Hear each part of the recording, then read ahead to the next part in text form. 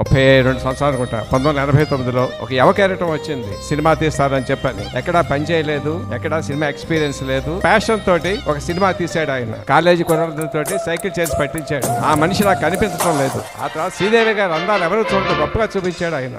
జామరాత్రి అన్న పాట పాడించి పిచ్చెక్కించాడు కుర్రగారందరికి. ఆ డైరెక్టర్ నాకు కనిపించడం లేదు. ఆ తర్వాత సత్య, రంగీలా కంపెనీ అద్భుతమైన సినిమాలు తీసి కొన్ని వందల డైరెక్టర్ని, టెక్నీషియన్స్ ని, ఆర్టిస్ట్ ని పరిచేసిన ఆ డైరెక్టర్ నాకు కనిపించడం లేదు. I wish to see him again. I want him to do one film, genuinely one film, which will make 800,000 crores and go back to whatever you're doing now. I just want you to shock and surprise the audience once again. I told him also.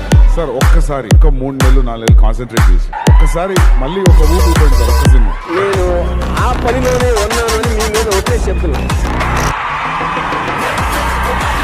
నేను ఆ పనిలోనే ఉన్నాను మీ మీద ఒట్టేసి చెప్తున్నా.